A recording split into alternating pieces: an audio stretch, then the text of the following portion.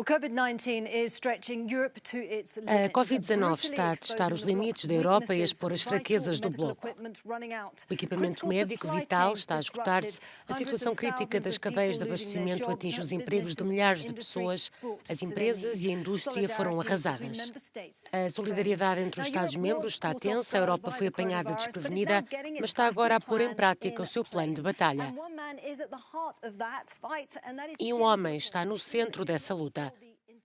Thierry Breton, comissário da União Europeia para o Mercado Interno, junta-se a nós no Global Conversation. Com várias semanas de crise, fala-se numa guerra. Os senhores estão na linha da frente desta guerra. Como é que está a ser gerida a resposta do bloco? Penso que é importante lembrar a todos que nenhum país do planeta estava preparado, completamente preparado para este tipo de crise. Ninguém. Todos se lembram que, no final do ano passado, descobrimos o vírus na China. Posso dizer-vos a verdade, ninguém o levou muito a sério. Mas no início de janeiro recebemos um apelo de urgência da China, um pedido de ajuda, e enviámos 56 toneladas de produtos, luvas, máscaras, tudo, incluindo ventiladores. Infelizmente, a pandemia deslocou-se para a Europa e depois para todo o mundo. A primeira coisa que fizemos foi certificarmos-nos de que tínhamos equipamento e depois aumentar drasticamente a produção na Europa. Eu próprio liguei a todas as indústrias e elas reagiram extremamente bem, aumentando a produção para o dobro ou o triplo e trabalhando 24 horas por dia. Mas não foi suficiente, é claro. De que forma a União Europeia está a controlar a situação, tendo em conta o panorama geral dos Estados-membros? Agora, como é evidente, a estratégia é muito clara. Decidimos que seremos totalmente autossuficientes em termos de equipamento e que o seremos nos próximos meses. É extremamente importante porque, evidentemente, precisamos proteger os nossos cidadãos, os profissionais de saúde, mas também quem vai ter de regressar ao trabalho. Sabemos que eles terão de estar totalmente equipados. Quando diz que seremos totalmente autossuficientes, em que termos? Em termos do equipamento médico, dos ventiladores que estão a esgotar, tudo isto será agora produzido na Europa? Mais uma vez, estamos a falar de equipamento de proteção pessoal e esperemos que assim seja nos próximos meses. Até lá, temos fornecedores externos como a China e outros. Penso que a situação está a melhorar. Tem sido um enorme desafio, tal como tem sido um desafio noutros países, no Reino Unido, nos Estados Unidos, agora. Em relação a nós, acreditamos que nos próximos meses seremos autossuficientes. Pode ser mais preciso? Quando diz nos próximos meses, tem uma linha temporal mais precisa? Não, mas acreditamos que é um feito inacreditável. Só para vos dar uma ideia, a China e a Ásia estão prontas para produzir 150 milhões de máscaras por dia, o que não foi de todo o caso em fevereiro, mas acreditamos que vamos ser capazes de fazer o que for preciso. E agora, claro, os ventiladores. É um momento muito importante, tem toda a razão em mencioná-los, porque sabemos que o equipamento é necessário para muitos pacientes em estado crítico. E claro, fizemos exatamente a mesma coisa.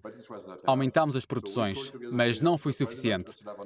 Por isso, reunimos com a Presidente Ursula von der Leyen muitas indústrias, como a indústria automóvel, a indústria aeronáutica, muitas indústrias que provavelmente poderiam aumentar a produção e até criar novas linhas de produção de equipamento para aumentar a produção na Europa.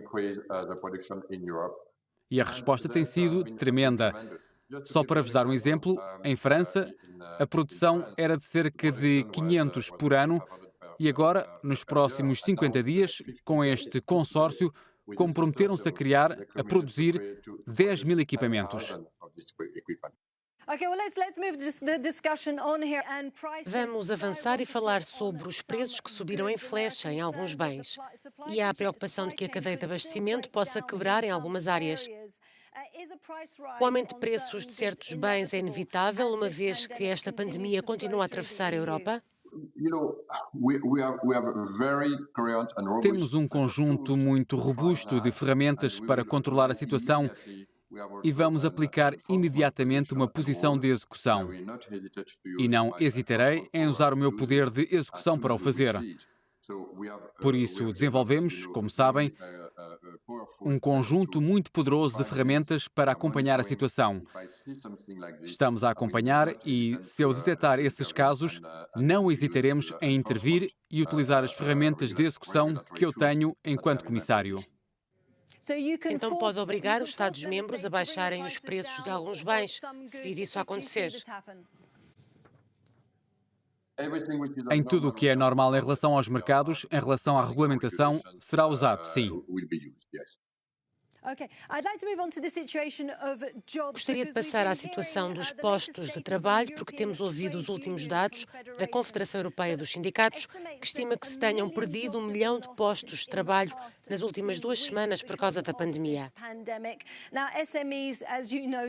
As PME, como sabe, representam 2/3 dos postos de trabalho em toda a União Europeia. Tendo em conta o que estamos a ver, isto é apenas a ponta do iceberg? Pois, eu não quero dizer que sim.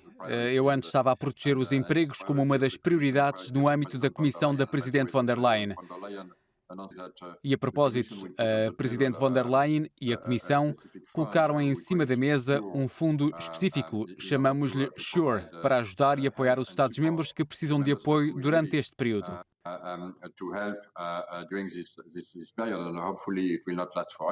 Esperemos que não dure para sempre, como é óbvio, mas para dar munições aos Estados, para manter as pessoas,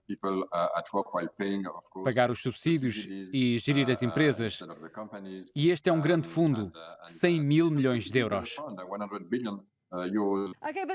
Mas países como a Espanha e a Itália estão na linha da frente nesta matéria. Vão precisar de mais fundos do que a maioria. Falta solidariedade. A Alemanha e os Países Baixos não participam quando se trata da mutualização da dívida. Será que vai mudar? Em primeiro lugar, o que é extremamente importante é garantir que cada país europeu tem os seus próprios planos, a fim de salvar e permitir que a sua indústria e empresas recuperam durante e após outras crises. A Alemanha já construiu este plano e este plano foi votado na semana passada no Bundestag. É um plano enorme, 156 mil milhões de euros. Nenhum país tem dinheiro para isso. A Alemanha não tem o dinheiro. Os Países Baixos não têm o dinheiro. A França não tem o dinheiro. Nenhum país da União Europeia poderia pagar este plano. Todos eles terão de pedir o dinheiro emprestado. Nenhum país será deixado de lado nesta crise.